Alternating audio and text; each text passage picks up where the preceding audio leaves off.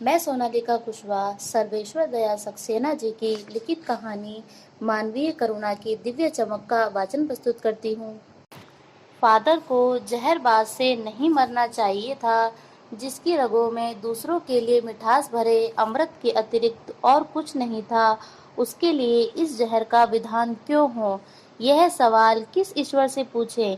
प्रभु की आस्था ही जिसका अस्तित्व था, वह देह की इस यातना की परीक्षा उम्र की आखिरी देहरी पर क्यों दे? एक लंबी पादरी के सफेद चोगे से ढकी आकृति सामने है, गोरा रंग, सफेद छाई मारती भूरी दाढ़ी, नीली आंखें, बाहें खोल गले लगाने को आतुर। इतनी ममता, इतना अपन तत्व इस साधु में अपने हर एक प्रियजन के लिए उमड़ता रहता था। मैं 35 साल से इसकी साक्षी था, तब भी जब वह इलाहाबाद में थे और तब भी जब वह दिल्ली आते थे। आज उन बाहों का दबाव मैं अपनी छाती पर महसूस करता हूँ। फादर को याद करना एक उदास शांत संगीत को सुनने जैसा है। उनको देखना करुणा के निर्मल जल में स्नान करने जैसा था और उनसे बात करना कर्म के संकल्प से भरना था। मुझे परिमल के वे दिन याद आते हैं जब हम सब एक पारिवारिक रिश्ते में बंधे जैसे थे, जिसके बड़े फादर बुल्के थे। हमारे हंसी मजाक में वह निर्लिप्त शामिल रहते, हमारी गोष्ठियों में वह गंभीर बहस करते, हमारी रचनाओं पर बेबाक राय और सुझाव देते और हमारे घरों के किसी भी उत्सव और संस्कार में वह बड़े भाई और पुरोहित जैसे खड़े हो हमें अपने आशीषों से भर देते। मुझे अपना बच्चा और फादर का उसके मुख में पहली बार अन्न डालना याद आता है और नीली आंखों की चमक में तैरना, वात्सल्य भी जैसे किसी ऊंचाई पर देवदारू की छाया में खड़े हों। कहाँ से शुरू करें? इलाहाबाद की सड़कों पर फादर की साइकिल चलती दिख रही है। वह हमारे पास आकर रुकती है, मुस्कुराते हुए उतरते हैं। देखिए देखिए, मैंने उसे पढ़ लिया है और मैं कहना चाहता हूँ, उनको क्रोध में कभी नहीं देखा, आवेश में देखा है और ममता तथा प्यार में लबालब झलकता महसूस किया है।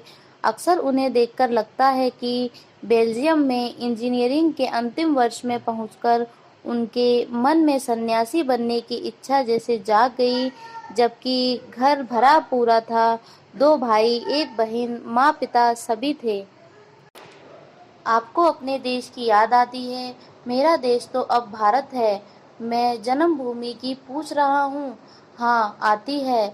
बहुत सुंदर है मेरी जन्मभूमि, रेम्स चैपल।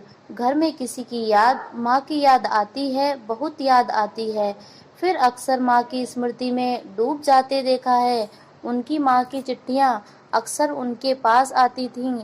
अपने अभिन्न मित्र डॉक्टर रघुवंश को वह उन चिट्ठियों को दिखाते थे। पिता और भाइयों के लिए बहुत लगाव मन में नहीं था।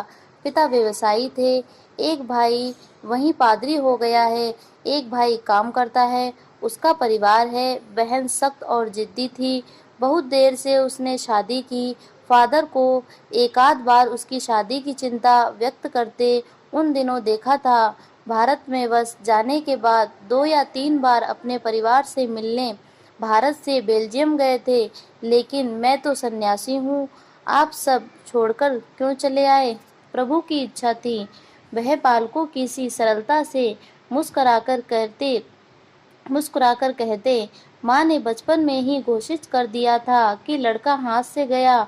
और सचमुच इंजीनियरिंग के अंतिम वर्ष की पढ़ाई छोड़ फादर बुल्के सन्यासी होने जब धर्मगुरु के पास गए और कहा कि मैं सन्यास लेना चाहता हूँ, तथा एक शर्त रखी। सन्यास लेते समय सन्यास चाहने वाला शर्त रख सकता है कि मैं भारत जाऊंगा। भारत जाने की बात क्यों उठी नहीं जानता, बस मन में यह था। उनकी शर्त मान ली गई और वह भारत आ गए। पहले जी सेठ संघ में 2 साल पादरियों के बीच धर्माचार की पढ़ाई की, फिर 9 से 10 वर्ष दार्जिलिंग में पढ़ते रहे, कलकत्ता से बीए किया और फिर इलाहाबाद से एमए। उन दिनों डॉक्टर धीरेन्द्र वर्मा हिंदी विभाग के अध्यक्ष थे।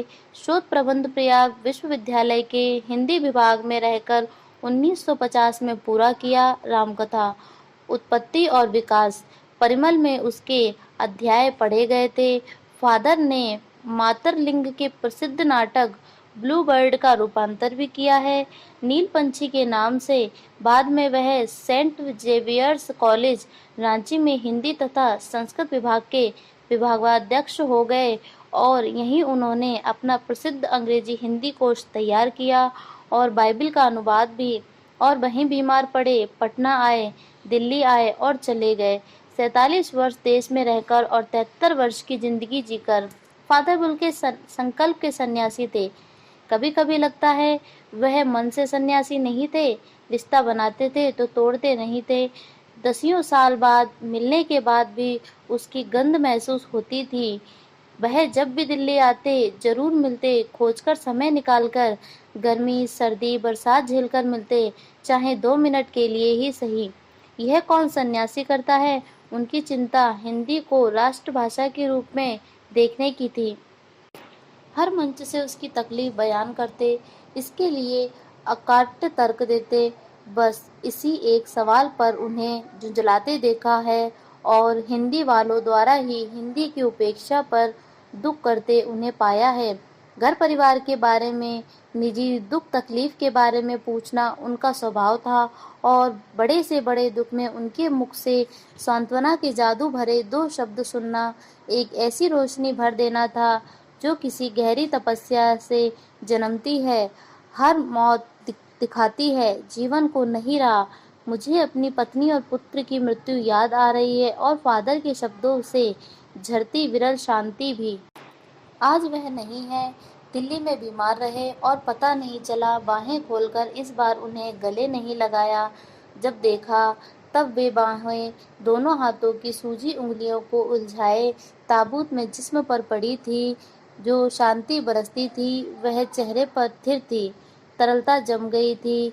वह 18 अगस्त 1982 की सुबह 10 बजे का समय था। दिल्ली में कश्मीरी गेट के निकलसन कब्रगाह में उनका ताबूत एक छोटी सी नीली गाड़ी में से उतारा गया। कुछ पादरी, रघुवंश जी का बेटा और उनके परिजन राजेश्वर सिंह उसे उतार रहे थे। फिर उसे उठाकर एक लंबी सकरी उदास पेड़ों की घनी छाह वाली सड़क से कब्रगाह के आखिरी छोर तक ले जाया गया, जहां धरती की गोद में सुलाने के लिए कब्र अवाक मुंह खोले लेटी थी। ऊपर करील की घनी छाह थी और चारों ओर कब्रें और तेज धूप के व्रत। जैनेन्द्र कुमार, विजयेंद्र स्नातक, अजीत कुमार, डॉक्टर निर्मला जैन और मसीही समुदाय के लोग। पादरी गण उनके बीच में गैरिक वसन पहने इलाहाबाद के प्रसिद्ध विज्ञान शिक्षक डॉक्टर सत्य प्रकाश और डॉक्टर रघुवंश भी, जो अकेले उस सकरी सड़क की ठंडी उदासी में बहुत पहले से खामोश, दुख की किन्हीं अपरिचित आहटों से दबे हुए थे, सिमट आए थे। कब्र के चारों तरफ फादर की देह पहले कब्र के ऊपर लिटाई गई। मसीही विधि से अंतिम संस्कार शुरू हुआ। रांची के फादर पास्कल तोयना के द्वारा उन्होंने हिंदी में मसीही विधि से प्रार्थना की। फिर सेंट जेवियर्स के रेक्टर फादर पास्कल ने उनके जीवन और कर्म पर श्रद्धांजलि अर्पित करते हुए कहा, फादर बुल के धरती में जा रहे हैं, इस धरती से ऐसे रत्न और पैदा हों। डॉक्टर सत्य प्रकाश ने भी अपनी श्रद्धांजलि में उनके अनुकरणीय जीवन को नमन किया। फिर देह कब्र में उतार दी गई। मैं नहीं जानता इस सन्यासी ने कभी सोचा था या नहीं कि उनकी मृत्यु पर कोई रोएगा, लेकिन उस क्षण रोने वालों की कमी नहीं थी। नम आंखों को गिनना स्याही फैलाना है। इस तरह हमारे बीच से वह चला गया जो हम में से सबसे अधिक छायादार, फल फूल गंध से भरा और सबसे अलग, सबका होकर सबसे ऊंचाई पर मानवीय करुणा की दिव्य चमक में लहराता खड़ा था, जिसकी स्मृति हम सबके मन में जो उनके निकट थे, किसी यज्ञ की पवित्र आग की आंच की तरह आजीवन बनी रहेगी। मैं उस पवित्र ज्योति की याद में श्रद्धान्वित हूँ।